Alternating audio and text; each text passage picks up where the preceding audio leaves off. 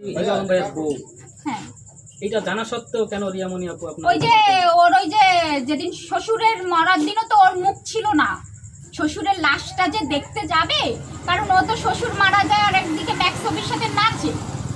এখন ওইটা ওকে তো জুতা পিটা করবে দেশের মানুষ জনগণ। এখন এইটা ও ডাইভার্ট কিভাবে ওর এটা নিয়ে আসবে ফেস ভ্যালুটা, তখন ও আমাকে ইস্যু করলো। বুঝতে পেরেছেন? এটা আপনারা তো জানেন, বোঝেন, আবার বারবার একই প্রশ্ন করেন কেন? লিটন ভাইয়া, এই সেম বিষয়টা আপনিও জানার কথা যে যখন হিরো আলম ভাইয়ার আব্বু মারা যায় তখন রিয়ামণি ম্যাক্সবির সাথে নাচা গানায় ব্যস্ত ছিল। এই বিষয়টা আপনার কাছে কতটুকু খারাপ লেগেছে বা ভালো লেগেছে? এটা মানে অনেক মর্মান্তিক। মানে এই সময় কিন্তু আমি ভিডিও দেখছি যখন ওদের বেজাল ছিল, ও কিন্তু ওই হিরো আলমের বাবার পাশে ছিল। আমি নিজে ভিডিও দেখছি যে ও এমনভাবে যে মাথা হাতে রাইখা ও বাবাকে ফিডার দিয়ে দুধ খাওয়াচ্ছে মেডিকেলে, আর ও কিন্তু ওরে নিয়ে টাঙ্কি মারাতে ছিল যে রিয়ামণি ম্যাক্সবির সাথে। ওই যে ওটা বলে না যে ভাই সত্যিকারের ভালোবাসা এই দুনিয়াতে নাই। এত কষ্ট করছে এই হিরো আলমের জন্য, এখন পর্যন্ত রাতের রাত দিনের দিন হিরো আলমের জন্য খানতেছে। আর যে তার সাথে মানে তাকে দিয়ে টাকা কামাচ্ছে, ফলোয়ার কামাচ্ছে, তাকে নিয়ে হিরো আলম বেরাচ্ছে। এটাই হচ্ছে ভাই বর্তমানে বাস্তব। এই যে রিয়ামণি মিলিয়ন মিলিয়ন ফলোয়ার বানাই ফেলছে হিরো আলমের দিয়া, কিন্তু ও কিছুই করে নাই।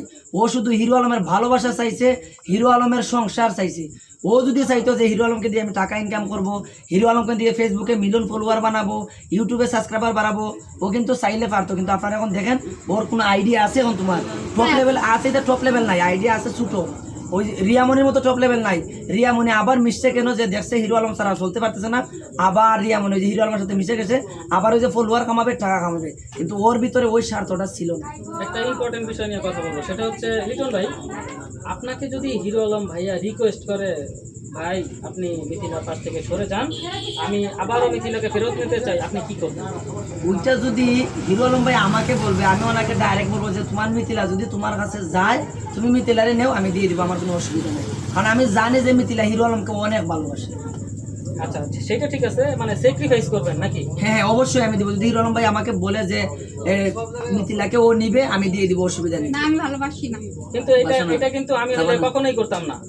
হ্যাঁ, আমি হলে কিন্তু এটা কখনোই করতাম না। না। আমি যাকে ভালোবাসি, আমি ভালোবাসা আর যুদ্ধক্ষেত্র এটা কিন্তু সেম। এখন এই বিষয়ে আপনি কি বলবেন? আপনি কেন দিয়ে দিবেন? তার মানে আপনার ভালোবাসাকে ঠুনকো? না না না, এজন্য আমি তো আগে মিথিলাকে বলবো যে হিরো আলম ভাই তোমাকে চাইতেছে, তুমি যাইবে কিনা। যদি ও বলে যে আমি যাব, তাহলে আমি তাদের ভালোবাসাটা তাদেরকে মিলিয়ে দিব।